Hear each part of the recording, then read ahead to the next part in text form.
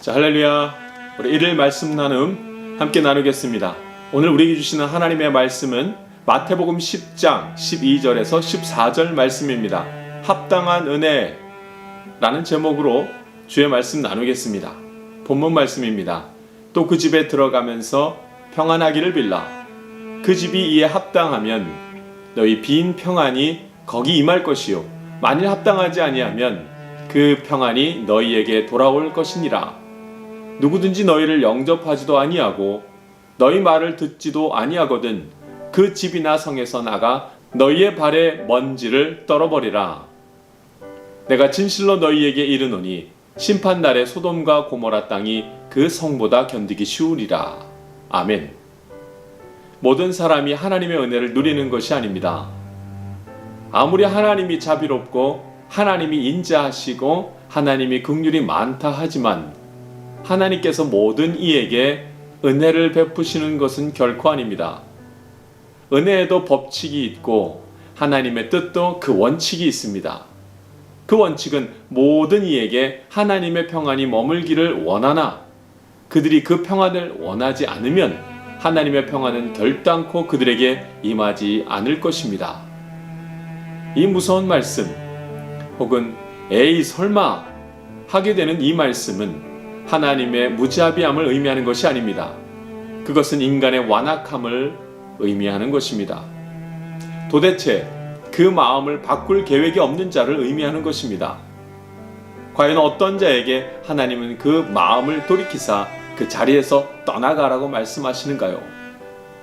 그것은 평안을 빌어도 평안을 원하지 않는 자입니다. 그 은혜 가운데 있어도 그 은혜를 원하지 않는 자입니다. 복음을 전해도 그 복음을 받지 않고 오히려 그 복음을 미워하는 자입니다.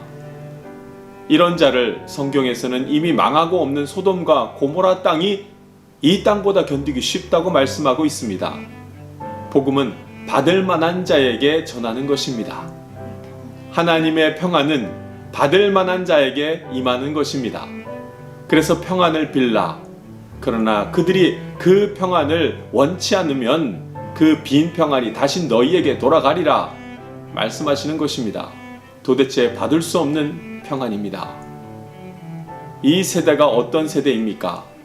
하나님의 평안을 가볍게 여기는 세대입니다. 하나님의 위로를 멸시하는 세대입니다. 하나님께 예배를 드리고 하나님을 경배하는 것을 세상의 가치와 비교하는 세대입니다. 교회에서 일어나는 일들을 세상의 방법으로 이해하고 다스리려는 세대입니다. 하나님의 은혜를 받을 만한 그런 세대가 아닙니다. 그러면 다 망하는 것이지요. 그 자리를 옮길 때입니다. 이 폐역하고 완악한 이 세대에서 그 자리를 옮길 때입니다. 하나님의 은혜가 합당한 사람이 있습니다. 그 은혜를 당연히 받을 만한 그런 사람이 있습니다. 하나님의 은혜가 선포될 때 그 은혜를 사모하는 자입니다. 하나님의 말씀이 선포될 때 그 말씀을 붙잡는 자입니다. 오직 마음을 돌이켜 하나님을 찾는 자가 하나님의 은혜를 받기에 합당한 자입니다. 예수님은 이미 우리를 위해서 십자가에서 자기 자신의 목숨을 우리에게 대신 주셨습니다. 이 일은 이미 우리에게 벌어진 일입니다. 그런데 그것이 왜 우리에게 능력이 되지 못하고 그 사건이 나에게 아무런 영향을 미치지 못할까요? 그것은 내가 복음을 들어도 원하지 않고 말씀을 들어도 불평과 불만 속에서 말씀을 받기 때문입니다. 십자가 사건은 알되 하나님의 사랑은 알지 못하고 예수님의 고난은 들었으나 우리가 그로 인한 나음은 입지 못했습니다. 사랑하는 성도 여러분, 은혜는 사모하는 자의 것입니다. 하나님의 말씀은 원하는 자에게 임하는 것입니다.